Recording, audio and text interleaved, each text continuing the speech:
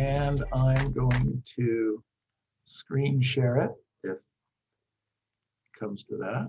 I can do that. All right. Can all of you see my screen? Yes. Yes. Great. Yes, absolutely. Excellent. Excellent. Okay. So thank you all for joining us today. I really appreciate it. I want to get started with this. As I mentioned to a couple of you earlier, I've done this. Well, I made this type of a presentation in either a web format or an in-person format. We usually get somewhere between 40 people and 5 or 6 people. So, I like the conversation. I like what I talk about. It really doesn't matter who's here. If I can share some information, doesn't take long. The talk is 20 to 25 minutes, and then usually there's 15 or 20 minutes worth of questions. Very simple what I'm going to talk about. It's a very simple program. It's an amazing thing that over time you can amass a few $1,000,000 and tens of thousands of dollars a month. There's a few things that I need to share with you. So I'm going to just jump right into this and kind of go from there. So first thing I kind of wanted to share with you, in wealth building, you need to have a plan. This is not willy-nilly. This is not, well, let's, the flavor of the month or the investment of the month. This is based on a plan. The plan needs to be worked. A system needs to be created, and a plan needs to be worked. And you need to create some kind of a schedule. Now, when we think of a schedule, we think of a daily schedule.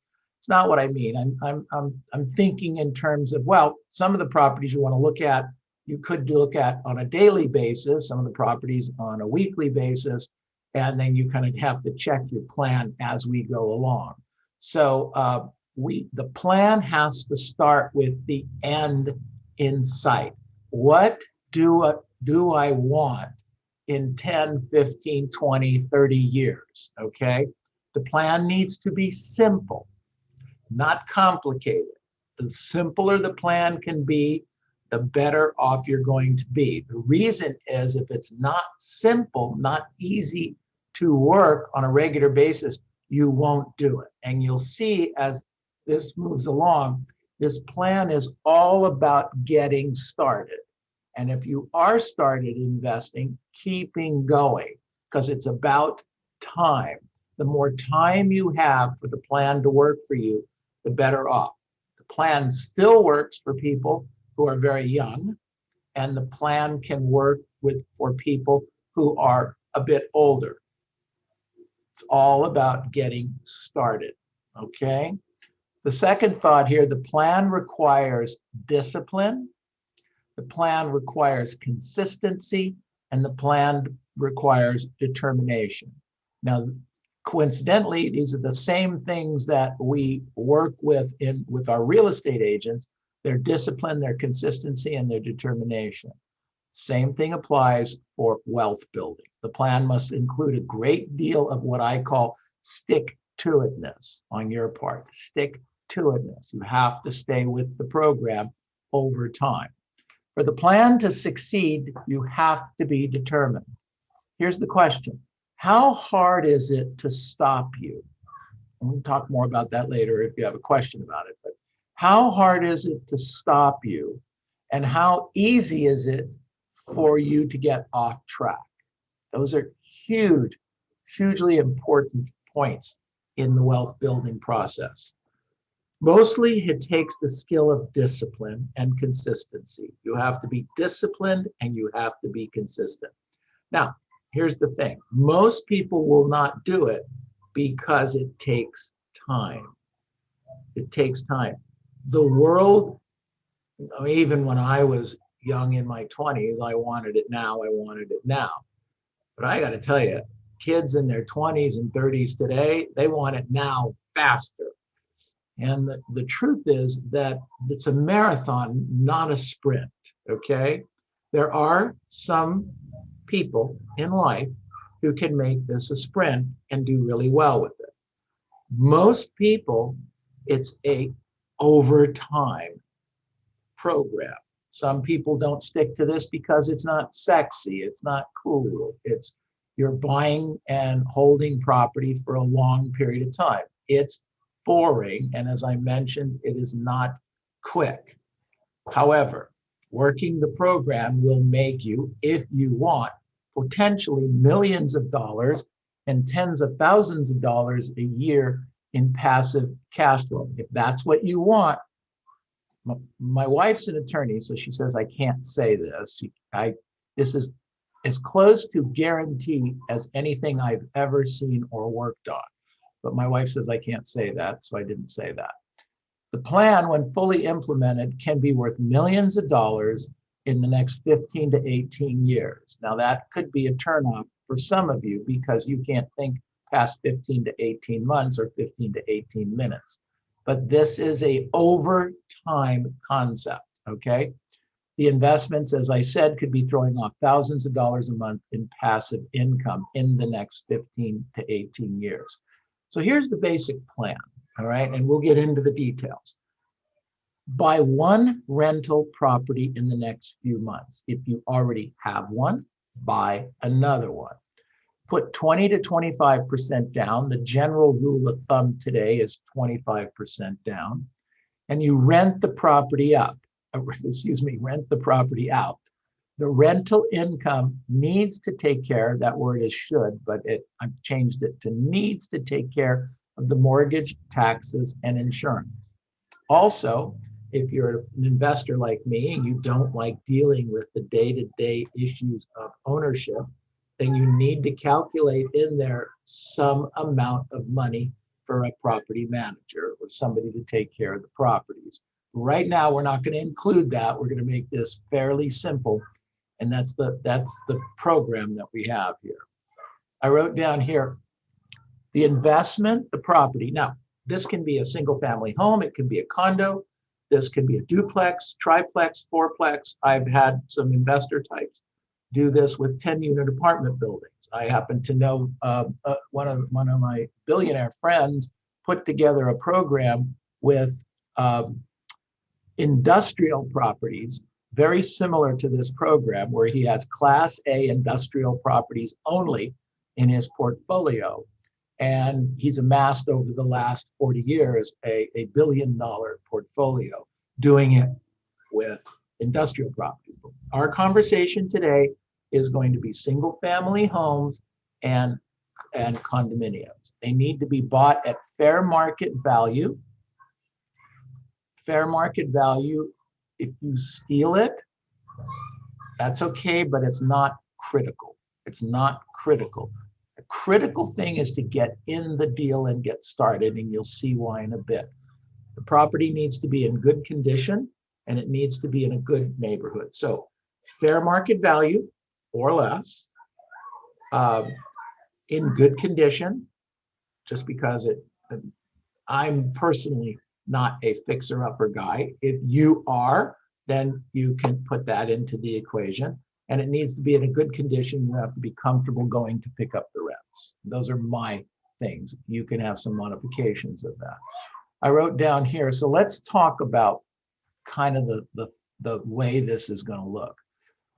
Let's assume right now that you're 40 years old for the sake of this discussion. If you're 20 or 30, we can just change the numbers, but I'm going to talk about someone that's 40 years old. Now, you're 40 years old, and the plan is you're going to look out 15 years. So on your 55th birthday, now, here's the thing.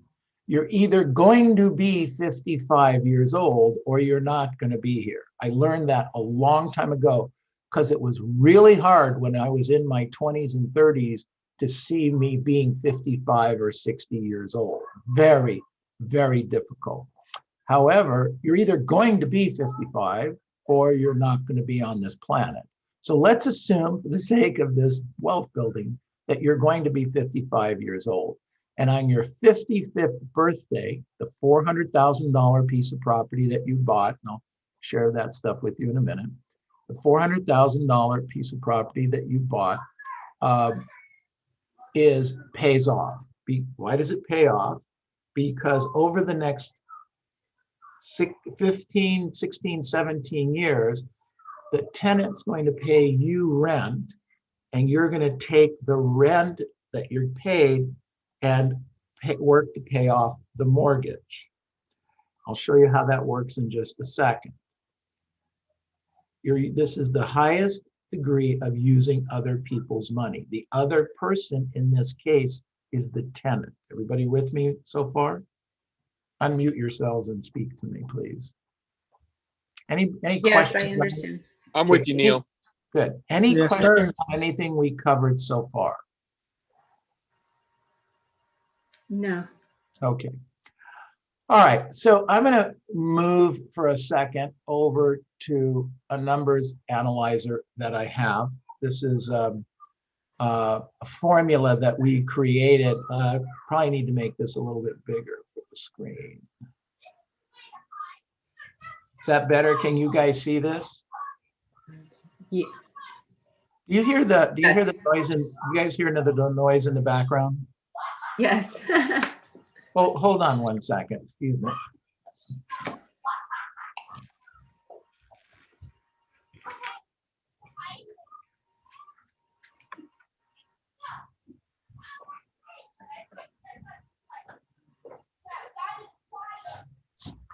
Sorry, everyone. I have 6 grandchildren here taking swimming lessons. Bad planning. Okay, so can everybody see the screen, or you need it to be a little bit larger? No, I'm good.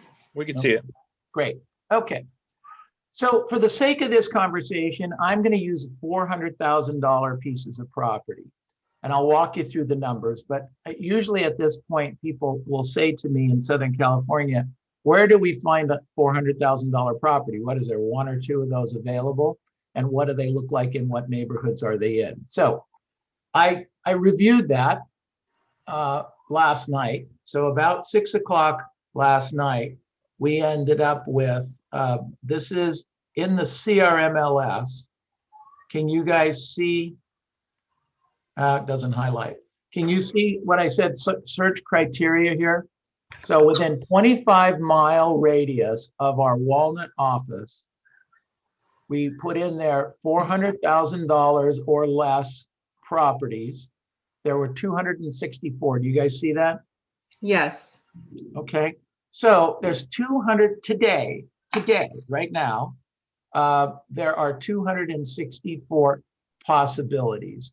So that means that they're out there. Now, there may be some you wouldn't consider buying, and that's fine, but I just kind of wanted to move through that and make sure that you saw that there was, as of today, 264 properties. That's kind of stayed fairly current or fairly average since I've been doing this over the last year or so.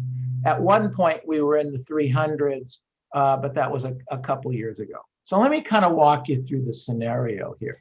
Now, just assume for a second you can do this. Don't go to the I can't do this. Don't go, this is not going to work for me. Just have an open mind to the concept. We're just doing the concept. So we buy a $400,000 piece of property. For investment purposes, you need to put down 25% in most cases. There are situations where you can change that. But for the most part, 25% down. The interest rate, I called a lender this morning, and he told me for condominiums, it's the rate is 3.25%. And for single family homes, these are both non-owner occupied numbers. For single family homes, it would be 3%. So the first example I'm going to show you is a condominium. I amortize everything for 30 years, but my goal is to try and pay it off in 14 to 18 years. I'll show you what my thinking is there. Property taxes are about 1.5% of the sales price. This homeowners association fee on this particular piece of property, I'm going to use as an example, is about $360. So let's talk about the rent. How do we establish the rent? Well, there's a program. The program is called Rentometer. You can get it online. you actually can do, they have a free version where you can do 5 or 6 samples of it, and then it costs you, I think, somewhere between $60 or $90 a year if you want to do that. I don't, you can or you can't. So some of the agents in our company subscribe to this because they have a number of investors that they work with. So I only use this really more for information purposes because I'm always going to check the neighborhood. If I've identified a piece of property that might work for me, I'm going to then do what I call a rent survey in the neighborhood, and I'm going to drive the neighborhood, check the signs, check the rent, see what's going on in the neighborhood. Is that a fair number? Does that work? Does it not work?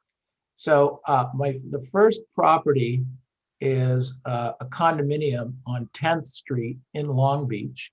The property is, I use a 5-mile radius because I want to see what's going on. This particular property happens to be a 2-bedroom, 2-bath property, and it's a condo, not a house. So you put that information in there, you click on the analyzer. By the way, this works, we have somebody on here from Florida. This is a national program, so you can use this nationally. Okay, so we have, let's see, what did we do with our place here? Oh, it timed out on me. Okay, we do this, we do this, we do this, we do that. Okay, let's see what we got. Still not giving me, let me go to 10 miles. Let's go back to this. And this. It's what happens when you do a live demo.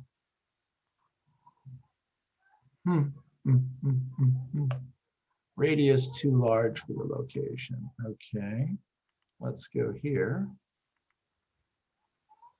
here, and here.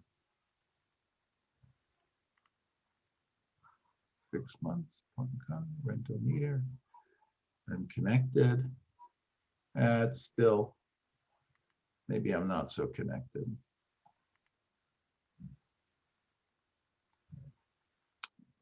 When I tested this morning, it worked fine. And there it goes.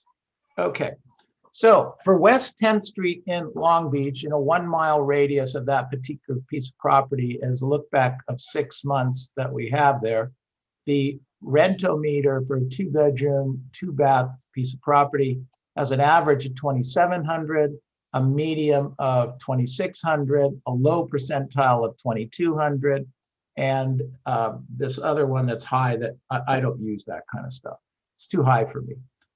So I would use a number probably somewhere generally in the medium price, but let's use, just for the sake of this conversation, let's even be a little bit more conservative, and we'll put in here $2,500 a month. Now remember, I'm still going to do a rent survey.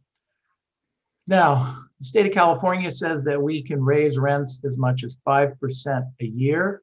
I put in here a number of 4%. Remember, if you're not raising rents regularly, you lose the opportunity. So you always want to put some kind of a rent raise in there every year. So just make sure that you have something going. I'm using 4% here. And then I have the insurance is $50 a year, more or less. So 3.25%, 25% down. So what do I have? I have $400,000 piece of property. I put $100,000 down. Okay, don't stop and think, where am I going to get $100,000? Just go with the concept right now. Here's the interest rate that we're using. The principal and interest would be $1,300 a month. The taxes are $400. Homeowners Association, approximately $360, $50 a month for insurance, $2,500 a month for rent. That gives us a cash flow of $368 a month. Now, that number should be a break even or positive. It should never be a negative. So write that down. That's a very important point in this conversation. So let's say I want to be more conservative, and instead of $2,500 a month, I put in $2,400 a month. All right, so see, we'll change it, and it drops the cash flow by $100 a month.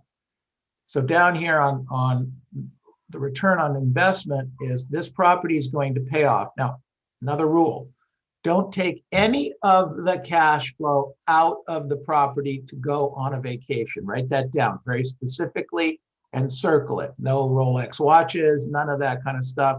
The goal is to pay the property off as soon as reasonably possible. In this case, even though you've amortized it for 30 years, you're going to pay it off in something just under 15 years. That's the goal here, all right? Pay it off in that period of time. Now, let's assume something interesting. The house in 15 years, pays off. You've invested $100,000, and now you have a free and clear asset for $400,000, because the assumption is that the property doesn't go up in value. We all know there will be some appreciation in most areas. However, in this conversation, I'm not talking about any appreciation at all, zero. It's worth what we paid for it 15 years from now, and the profit comes from the loan being paid off, and that was the tenant who gave us the money, and we turned around and gave it to the bank, and it was fully amortized, and it paid off in 15 years. Does everyone see what I'm talking about here? Yes. Okay, we have one. Good job. Yes, All right. yes, sir. Okay, so we're not going to take any of this 268 that accumulates, and now it's not going to always be 268. Sometimes you're going to have a vacancy, sometimes you're going to have a new tenant, sometimes you're going to have a water heater go out, sometimes you're going to have whatever. I get all that. Bill, what Go is the recommended cash flow that you're seeking to have in order for you to pull the trigger on purchasing this particular property? Okay. It has to at least break even, Sylvia. Okay. It has But to. don't you want to make money? So you just want to, at least for the time being, break even, and then maybe in the future it'll generate. This is the cash flow on this concept is only to pay off the mortgage and pay your expenses, okay? Because the payoff is the free and clear asset in 15 years or 16 years. You get it? Okay, I see now. Yes. Okay, where people go is they want the money to spend, and that's not the concept here. The concept here is to pay off the asset and end up with a free and clear asset in 15 years. Well, 15, 16, 17 years is too long for me. I want money now. Yes, I get that, but that's why we work. That's why we have jobs. That's why we earn an income. And what we want is, over time, we want money put away, that we have this cash flow and these assets. Now let me show you what I'm talking about. So does everybody get where I'm going with this thought here? Yes. Delayed Okay. gratification. It's delayed, Yes. exactly, Yeah. delayed gratification over time. But watch what's going to happen. We buy one piece of property, okay? I went through all these numbers with you, and the goal is for it to pay off in 15 years. And you now have your age 40, you buy one house now or in the next few weeks or few months. You're 55 when your first house pays off. The house is worth free and clear $400,000, and you've got a cash flow of approximately $2,500 a month. You pay some taxes on that, property taxes, etc., and then you put the rest of the money in your pocket. Do you get what I'm saying here? Yes. That's one house. So let's say that you can do this 5 years from now again. You buy your second piece of property. Now we'll talk about how to make the money and where the money is going to come from later, all right? But you buy your second piece of property, and in 15 years, you're 60 years old, the second house pays off, you now have $800,000 in true net equity, and you have $5,000 a month in cash flow. You're either going to be 60 or you're not going to be on this planet. So again, let's plan on being 60 and start the program now. Okay, so now, 5 years from then, we buy another piece of property. We're 50 years old. We now have 3 pieces of property. We're 65 when it pays off. It's worth $400,000. It's worth what we paid for it. We have 3 houses that are worth $1.2 million in true net equity. And we have $7,500 a month coming in. And let's say we like this so much, we buy a 4th house when we're age 60. Actually, that's supposed to be 55. Interesting. Well, we spread it out a little bit further. We now are 75 years old when it pays off. Now, let me tell you, you're either going to be 75 or you're going to not be here. How do I know this? I used to be 21 years old. I was 21 or 22 when I first started real estate. Ladies and gentlemen, I'm going to be 70 years old in 1 month. I'm either going to be here or I'm not going to be here, all right? So it was very hard when I got into this business to think about being 70 or 50 or 40. Couldn't think about it. But I came back with, I'm going to be here or I'm not. So let me plan on being here. And if I am, I'm going to have some real estate and it's going to be cool. Look, I would have $1.6 million in true net equity and $10,000 a month coming in as passive income. And let me ask you guys a question. What's the odds that those 4 houses are going to be worth something more than $400,000 30 years from now? Oh, Pretty high. What? There's a pretty high chance. Yeah. Exactly. Yeah, it's a very high chance, okay? But that's why I said you have to get started with the program and you have to stay consistent. Most people will not do this because it's not sexy and it's not fast. Questions on what we covered so far?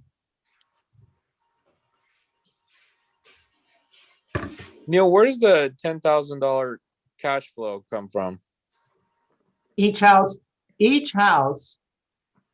had money coming from the tenant. The tenant rented the house. Remember going back to this. The Okay. tenant paid me rent. Get it? Yeah. So over time, they're going to pay me something more. All right. Now, I'm not really showing you what the rent will be 15 years from now, because the truth is it's very hard to believe. All right. However, I've been doing programs like this and I've been buying real estate like this. Oh my gosh. Well, my first property I bought was a duplex. I guess I was 21, 22 years old. My grandparents had left me a couple dollars and I took the money. I took some of it and went to Acapulco, which was a mistake because that was gone in a millisecond. And I took the rest of it and I bought a duplex. And that was the basis, the whole beginning of this whole thing. The rent on that duplex, it was in Pico Rivera, the rent on that duplex, 2-bedroom, 1-bath, I don't have the exact number, but was somewhere around $300-400 a month for each one. And the rent on those today would be somewhere around $1,500 to $1,800 a month. That makes sense? Yeah. Okay. Wow. Yeah. So rents have been marching up for years, just like the values of property have been marching up for years. That's a really good question. So it was Jason, right? That asked that question? Yeah. Yes. Does that make sense? Yeah. Great. Okay. Perfect. Okay. So other questions that are on your minds right now, other what ifs. Let me help you clear some of that up. Where do we get the $100,000, Neil? Great question. Uh, For those of you that are in real estate, and there's a few of you on this call, uh, the beauty of real estate, because it's a commission business, is that you can earn money along the way and make more money. And we have some programs where we show you where you can make an extra $50,000 or $100,000 a year. So it's possible that instead of doing this, I mean, if you earned, you need $100,000 and it took 5 years to earn it, that means you'd need, what's that, $20,000 a year you need to earn extra. Extra or put aside? Put extra, put aside, correct, save. So $20,000 a year isn't insurmountable. Now, it's a difficult thing if you're working and living on $40,000, $50,000 a year, and that's your job, et cetera, et cetera. But, you know, let's talk in terms of a side hustle. Let's talk in terms of selling real estate and having another goal. You know, let's say that you need $75,000, $100,000 a year to live, whatever your number is. Could you sell 2 or 3 houses a year to earn that extra dollars to put aside to invest? And this is the program that we sit down and talk about. See, we work with the end in mind. Okay, we can't say I want to have as many properties as I can. That doesn't work. I want to have 5 properties. I want to have 4 properties. I want to have 2 properties. I mean, if this whole program only worked and you had 2 properties and you worked the next 40 years to get 2 properties that were actually paid off and giving you cash flow, you'd have an extra $1 million, $800,000 in true net equity, but probably an extra $1.5 million, and you know, some nice money being thrown off, and not very hard to do it. Okay, don't get so aggressive that, okay, I want to have 100 doors and I want to have 5 10-unit apartment buildings, and I want to, you know, start with one. Start with one. Find the money for one. Now, where can you find the money for one?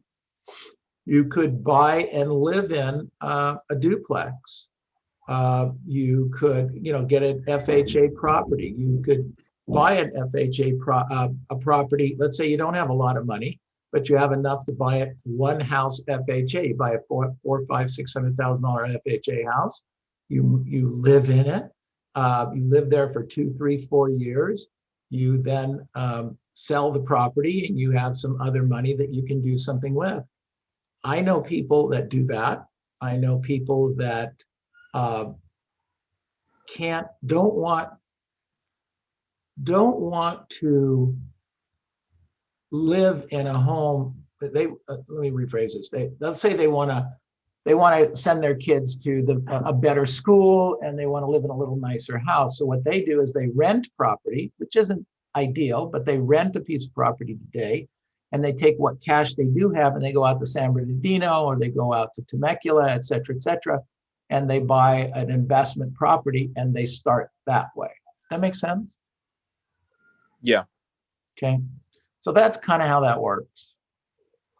And you'll be surprised if you talk to your clients, a lot of your clients have a decent amount of cash available to them, either in pulling a little bit of money out of their house. And remember, I'm really conservative about pulling your money out of your house. This is where the problems came in 2007, 8, and 9. It was a disaster because people were pulling big money out of their single family home, putting it into properties with low down payments, and the music stopped and they were stuck with these properties and ended up losing their investments, and then they couldn't afford to pay the mortgage on their refinanced house, and they ended up losing their single family home. I am not recommending that. I'm not suggesting that. It is not what I think you should do.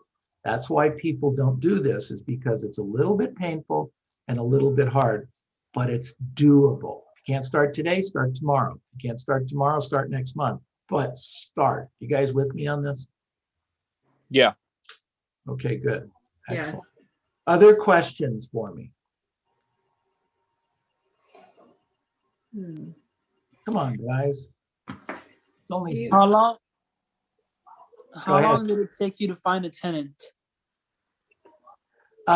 Great question. So in today's marketplace, again, if it's a decent property, decent neighborhood, and decent condition, you're going to find tenants pretty quickly. Okay. If it's a mess, if it needs to be painted, if work needs to be done, it's a little bit more difficult. Let me share with you also, things go wrong in properties. It just does. It's part of the deal. So don't take your last dollar and put it as a down payment. And then if you do have a water heater that goes out for a couple $100, you're having trouble coming up with the money to fix it. So make sure that you have a little bit of reserve. So if you have to wait a little bit longer to get started, that's okay too. You want the property for the tenant to be in good condition too. Doesn't have to be perfect.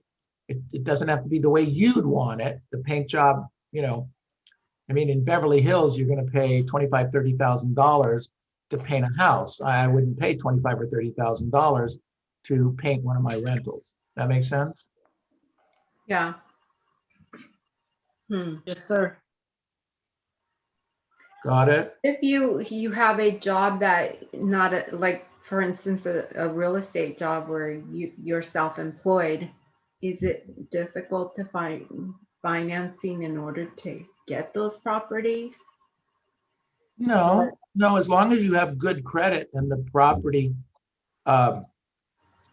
holds its own, you can do that. Typically, it'd probably be easier to, instead of buying a single family home as a non-owner occupied, you'd probably be easier to buy a duplex or a triplex.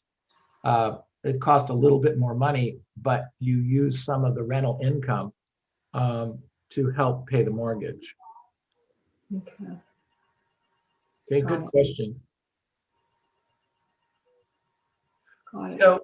So what about the question, I'll ask some questions. What about the question of, properties go up and properties go down, and, we had that big downturn correction in 2006, 7, and 8. Let's talk about that a little bit. Anybody interested in that? Because if you're not, I won't talk about it. I am. Okay, good. And like right now, the eviction rate of evicting people that aren't paying, that's a scary thing too. Yes, absolutely. So you have to make sure that you are on top of that and that you can afford if there is a problem.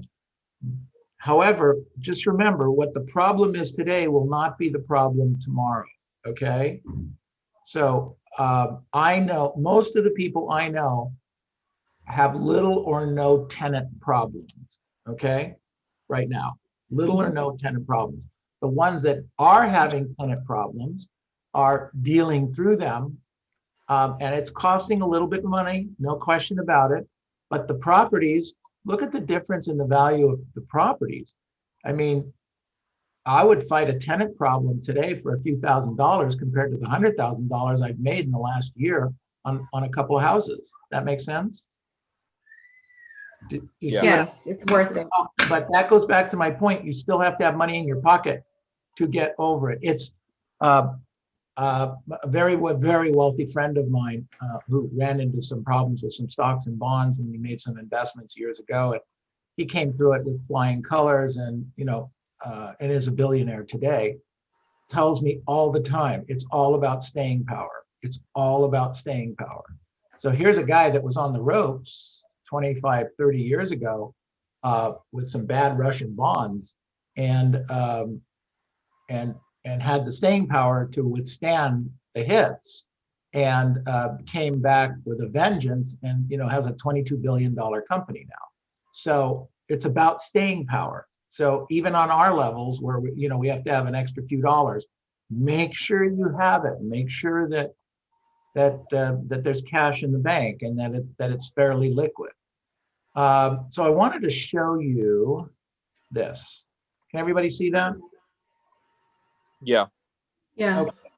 So this is from InfoSparks, which is something that lays on top of our multiple listing service. So this information, we glean this from InfoSparks from all of the things that are going on in the MLS.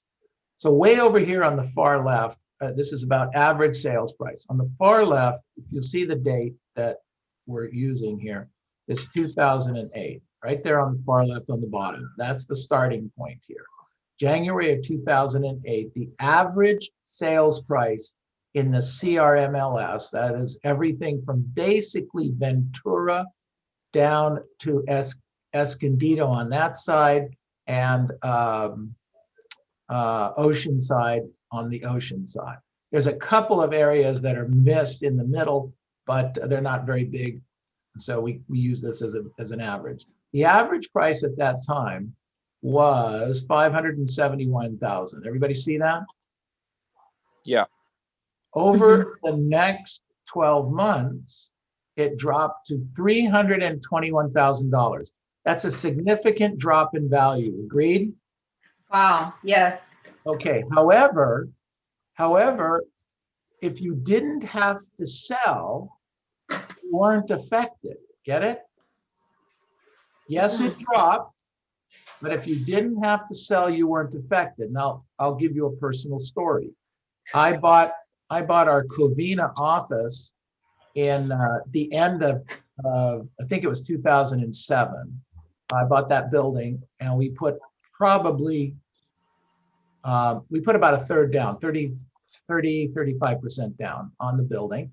We certainly had the staying power as an organization and personally, but I bought a building, and put a significant amount of money down on it. Just about, it felt like, just about the next day after we closed escrow on the building, the market started to drop. They started with this thing that was going on here. See what I'm talking about? Boom, boom, boom, boom, boom, boom, boom, boom, boom. Yeah.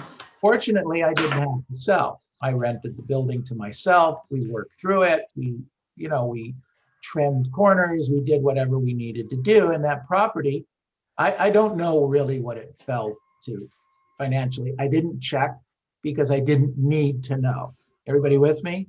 The truth is 75% of America wasn't in trouble financially. 25% was. It's still a significant amount of people. But the 75 that wasn't in trouble didn't have to sell, and they didn't sell, and they held on to their properties. What happened?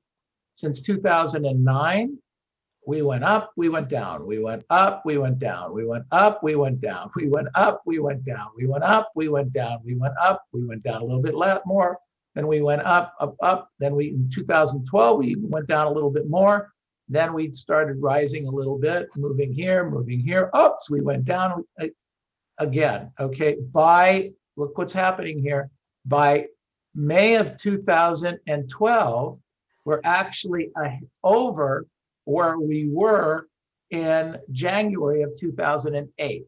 So that's 4 years later. Is that up or down from where we started? What's up? Right. And it's about staying power. If you didn't have to sell, your prices came back. Now watch what happens. Fast forward from 2014 to last month. What's the prices average? Oh, wow. $940,000 average. It went up, it went down, it went up, it went down, it went up, it went down. So my commercial building that I paid $1.5 million for in 2007 or 2008 is now worth every bit of the $1.5 million I paid for it. And would you assume it's worth more or less than I paid for it today in 2021? More. Significantly more. You know what else is true? What's that? I paid the building off last year. It's a free and clear asset. Wow. So I made the payments through this whole time and worked to accelerate them so that from 2012 to 2021. So how many years is that? 12, 21, 9. Is it?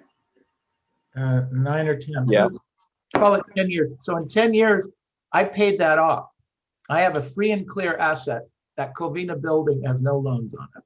Oh, wow. Okay, this is not bragging. This is not bragging.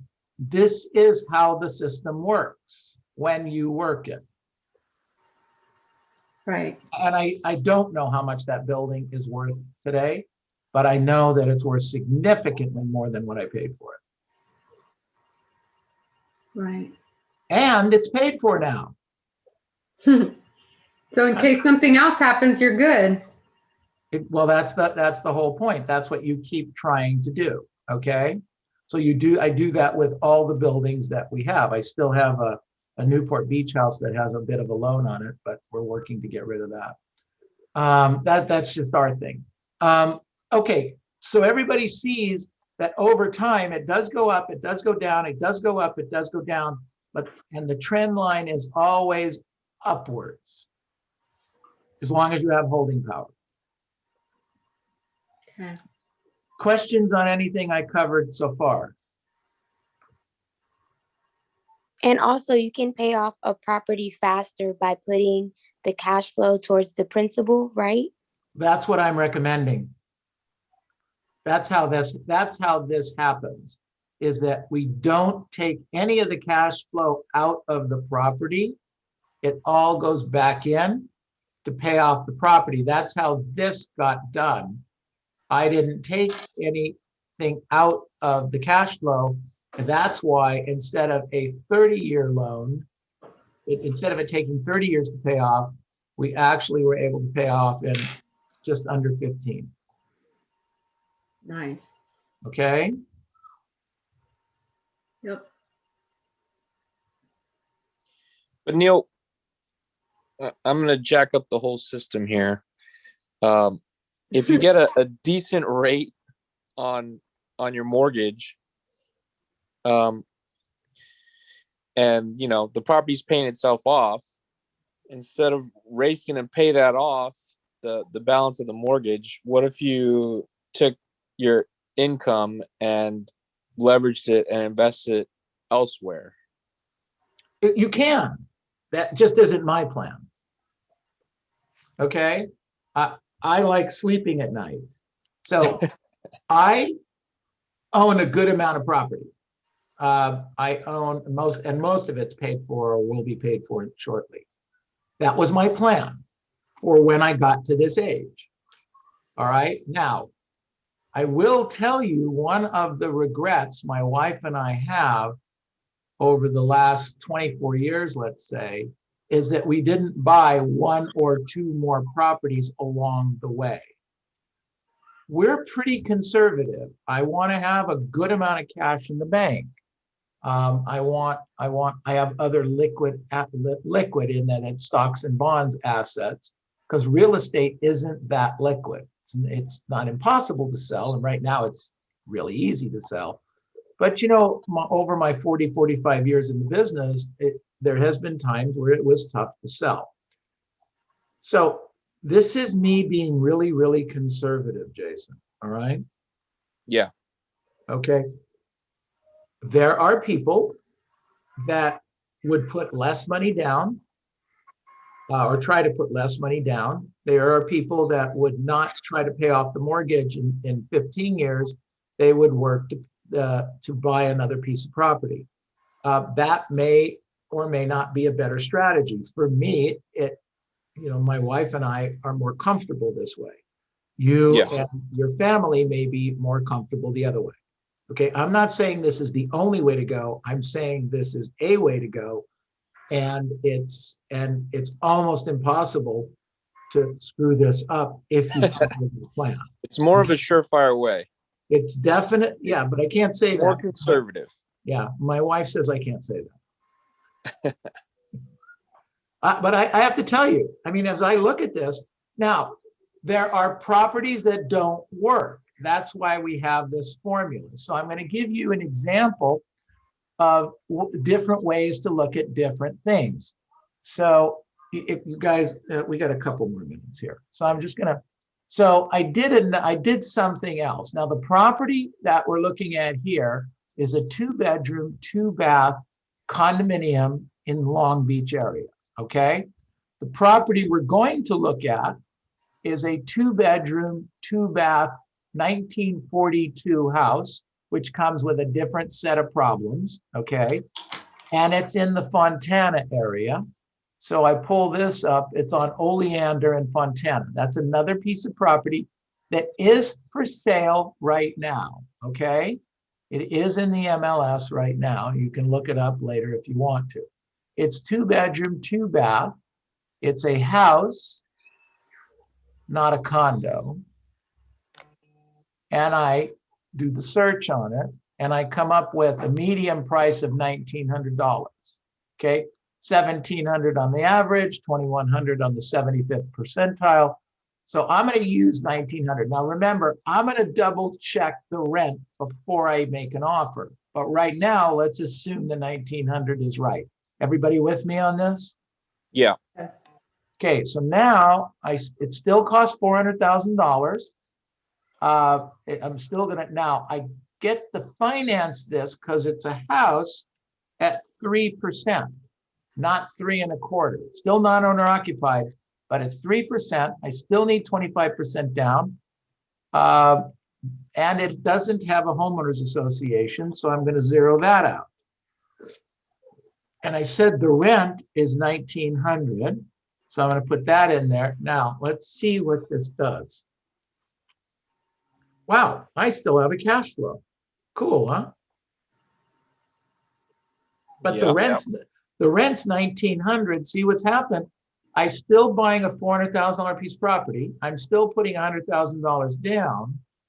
But my interest rate dropped slightly because houses, single family homes are slightly more favorable than condominiums. My rent dropped dramatically, but I got rid of my homeowners association. So I got not as much cash flow, but I have cash flow on this. Now this house is going to pay off in 16 years instead of 14 and a half years, but it still works in the formula. Everybody with me? Yeah. Yes. So you have to kind of look at different things from different angles. Got it. Kind of cool, huh? Yep. Definitely. All right. Okay. Other questions?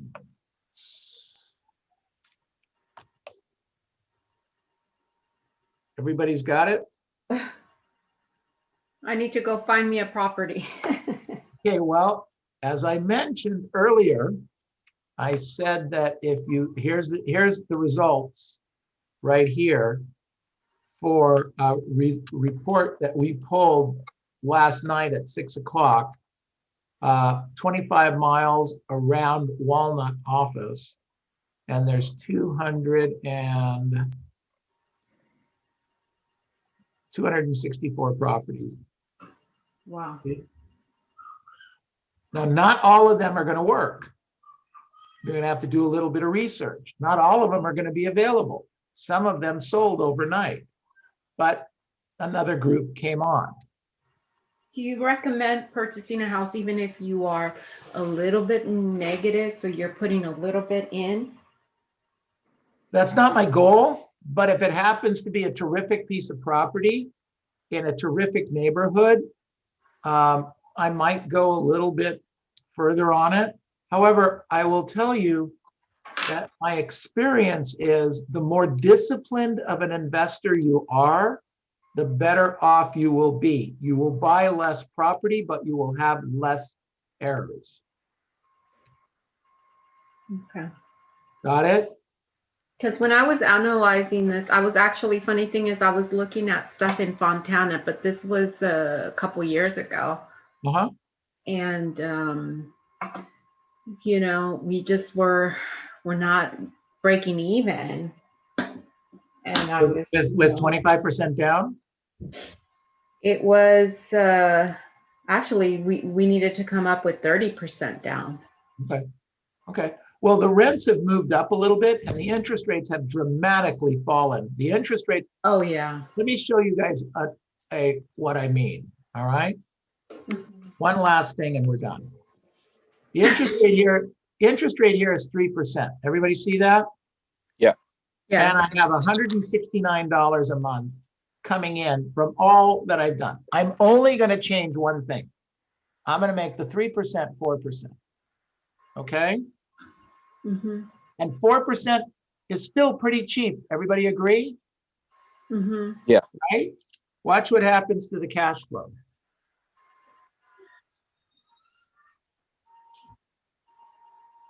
Nothing. Oh, there it is. $1. $1. Okay. The interest took $168 out of the program.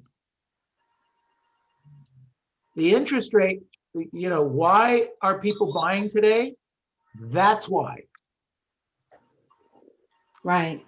Low interest. Right. So 2 years ago, we didn't have the interest rate we have today.